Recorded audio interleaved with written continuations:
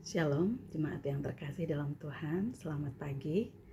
Sungguh bersyukur untuk hari ini Tuhan kembali lagi memberikan anugerah bagi kita untuk bersama-sama dapat belajar dan merenungkan kebenaran firman-Nya. Mari sebelum kita bersama merenungkan firman Tuhan pada pagi hari ini, saya undang kita sekalian untuk boleh berdoa. Mari kita berdoa. Bapa di dalam surga, sungguh kami bersyukur Tuhan kalau pada kesempatan pagi hari ini Tuhan kembali lagi membangunkan kami dan memberikan kami hari baru untuk kami boleh lewati.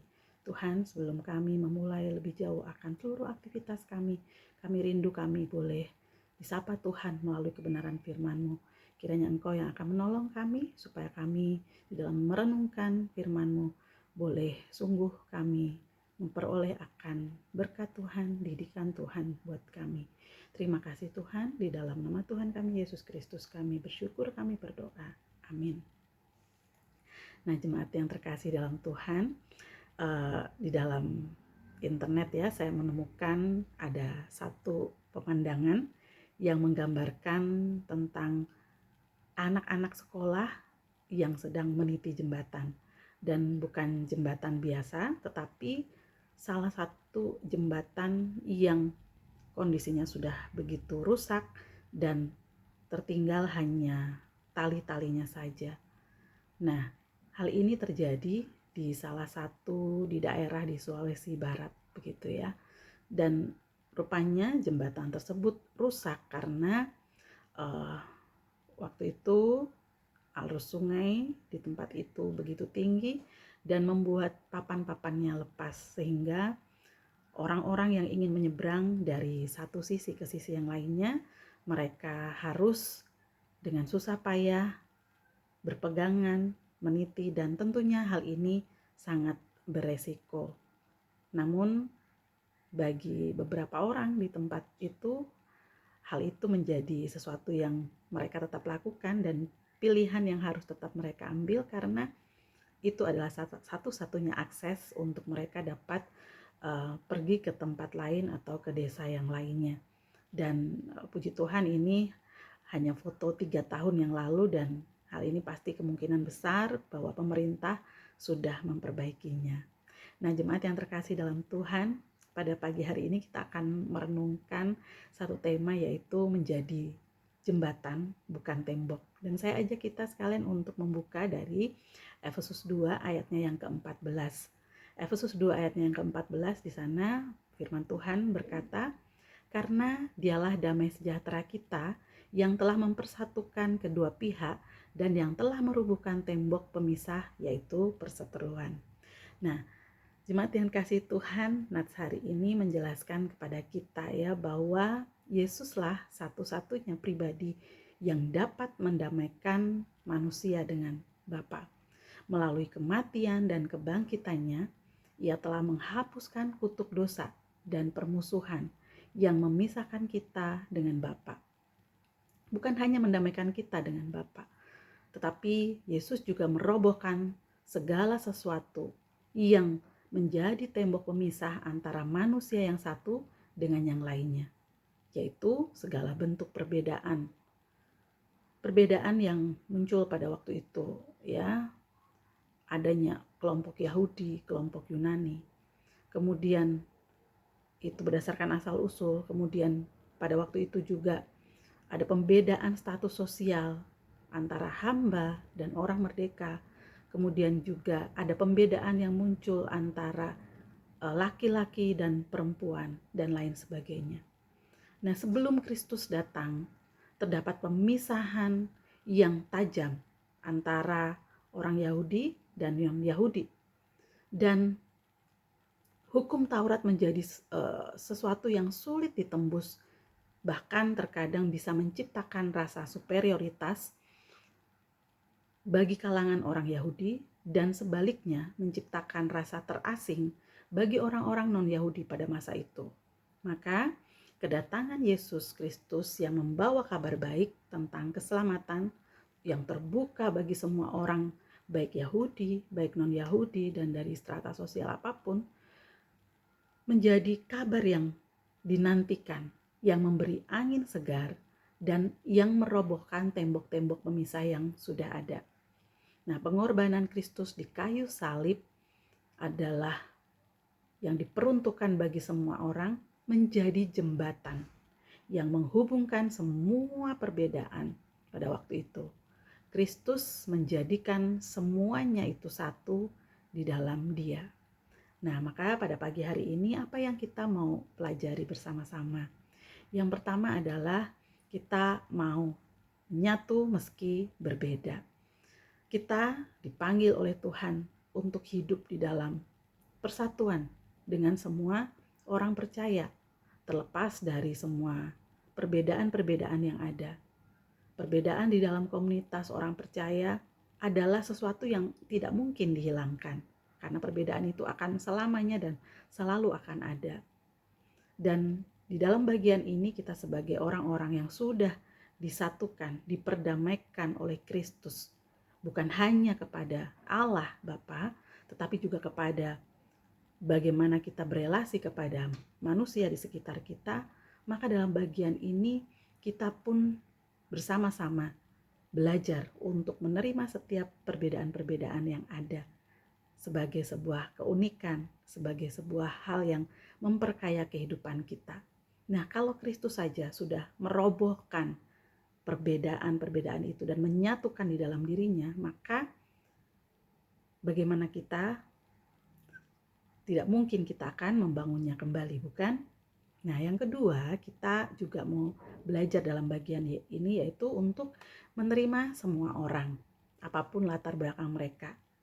Nah, ada satu tokoh yang kita pasti sangat kenal dan kita sering dengar, yaitu Mahatma Gandhi, seorang tokoh besar yang memperjuangkan kemerdekaan India pada masanya. Nah, rupanya pada masa mudanya, ia sempat memiliki ketertarikan dengan kekristenan dan dia sempat juga mempelajari Alkitab. Namun, melihat praktik diskriminasi yang dilakukan oleh orang-orang di gereja pada waktu itu membuatnya urung untuk masuk ke dalam gereja, untuk masuk ke dalam kekristenan lebih dalam. Bahkan ada satu pernyataannya yang terasa keras menampar kita ya sebagai orang-orang percaya, yang mengatakan bahwa saya suka Kristus Anda, tetapi saya tidak suka dengan orang Kristen Anda. Kemudian ada satu lagi yang ia katakan, yaitu Injil itu lebih kuat kuasanya saat dijalankan atau dipraktikkan daripada sekedar dikhotbahkan semata. Nah, betapa pernyataan dari Gandhi ini menegur kita. Ya. Nah, bersyukur bahwa di Alkitab juga ada satu tokoh yang bisa meneladankan bagaimana dia juga bisa menerima dan menyambut orang apapun latar belakangnya. Nah, salah satunya yaitu adalah Barnabas, seorang tokoh penting di awal perkembangan gereja mula-mula. Dia berperan penting dalam menerima Paulus dan memperkenalkannya kepada para rasul setelah pertobatannya. Tentunya tidak mudah menjadi Paulus pada saat itu dengan latar belakangnya yang adalah penganiaya, yang adalah pembenci, yang adalah pencari, pemburu orang-orang percaya pada waktu itu. Kemudian pertobatannya tentulah menjadi sesuatu yang susah untuk diterima dan juga dipercaya oleh para rasul ataupun juga oleh orang-orang percaya pada waktu itu. Tetapi ada Barnabas. Barnabas ini dikenal sebagai orang yang murah hati, orang yang penuh dengan Roh Kudus, orang yang memiliki iman yang teguh. Nah, hal inilah yang akhirnya mendorong Barnabas. Dia bisa menerima Paulus pada waktu itu dan memperkenalkannya kepada rekan-rekan dan jemaat yang lainnya. Nah, hal inilah yang patut diteladani dari Barnabas, bahwa ia bisa menerima orang baru dan bahkan bukan hanya menerima, tetapi dia memberikan dukungan penuh. Dia bisa bekerja sama. Nah, kita bisa berandai-andai ya, membayangkan bagaimana jika tidak ada Barnabas pada waktu itu di awal pelayanan Paulus yang bisa menerimanya, yang bisa mendukungnya. mungkin tidak akan ada Paulus seperti yang kita kenal saat ini, yang pelayanannya begitu diberkati dan memberkati banyak orang. Kemudian yang ketiga yang kita mau belajar adalah kita mau menjadi orang-orang yang membawa damai. Kita harus bisa menjadi agen-agen pembawa damai di tengah-tengah dunia kita yang penuh dengan konflik, yang penuh dengan kepentingan. Pada masa-masa ini, ya, masyarakat di sekitar kita rawan sekali terpolarisasi. Rawan adanya perpecahan oleh karena keyakinanlah yang berbeda atau pandangan politik yang berbeda. Nah, apalagi di masa-masa seperti sekarang ini ya, pilkada begitu. Dukungan terhadap paslon tertentu terkadang bisa menyebabkan masyarakat kita, bahkan bukan hanya lingkup masyarakat, tetapi juga komunitas di gereja, atau bahkan juga keluarga besar kita, atau juga keluarga inti kita gitu ya, bisa terkotak-kotak karena perbedaan pilihan. Nah, kondisi seperti ini tentunya lebih banyak berdampak negatifnya ya ketimbang positifnya. Rawan konflik, kerjasama sulit, kemajuan juga pasti terhambat. Nah, jemaat terkasih di dalam Tuhan, lalu apa yang bisa kita lakukan? Maka kita mulai dari diri kita. Mari kita belajar untuk bisa menerima perbedaan. Sekali lagi, setiap orang itu memiliki kelebihan dan kekurangannya masing-masing.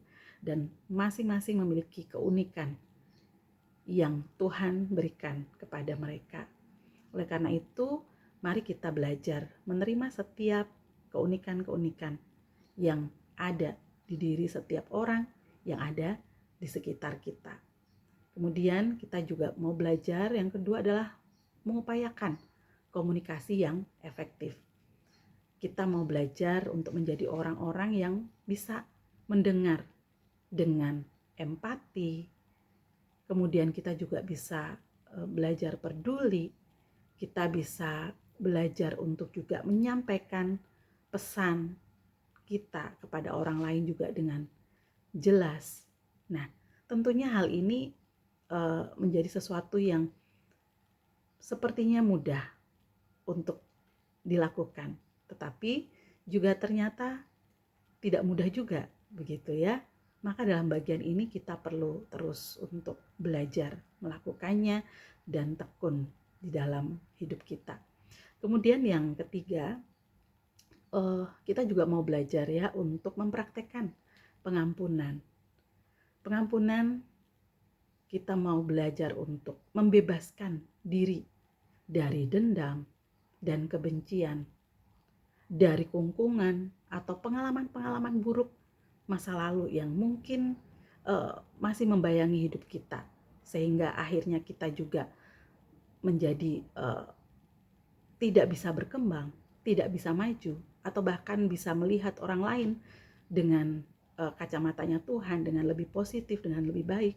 Maka dalam bagian ini kita juga perlu untuk belajar memiliki pengampunan ya kepada orang-orang yang mungkin pernah menyakiti kita, atau kepada pengalaman-pengalaman buruk yang mungkin pernah menjadi pengalaman hidup kita di masa lalu.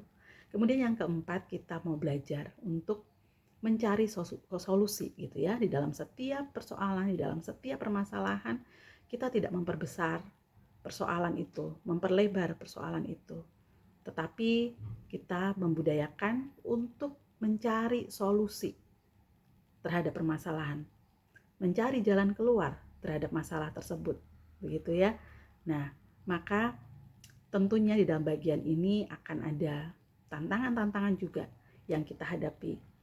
Ya, akan ada mungkin kita mendapati prasangka, atau mungkin ketakutan, atau seperti tadi ya pengalaman-pengalaman buruk masa lalu, atau mungkin kita terlalu nyaman di dalam comfort zone kita.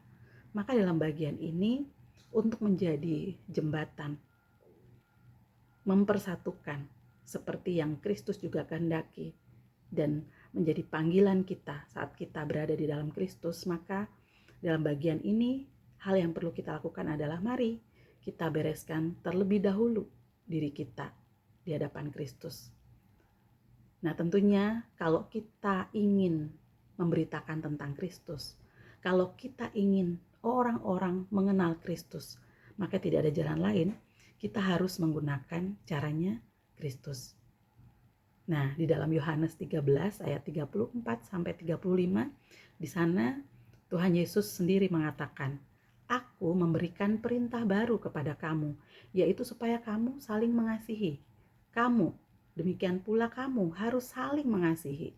Dengan demikian semua orang akan tahu bahwa kamu adalah murid-muridku jikalau kamu saling mengasihi."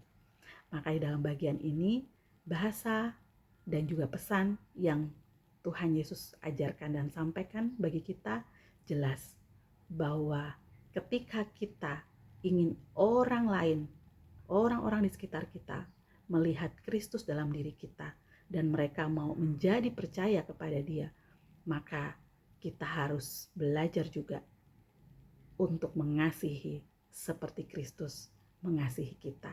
Biarlah kiranya firman Tuhan ini boleh menolong kita dan mengingatkan kita untuk menjalani hidup kita baik hari ini dan juga di hari-hari berikutnya. Mari kita berdoa. Tuhan Yesus, terima kasih untuk firman-Mu pada pagi hari ini. Biarlah kiranya Engkau yang akan terus tolong kami untuk menjadi anak-anak Tuhan yang bisa menjadi jembatan yang mempersatukan dan bukan menjadi tembok.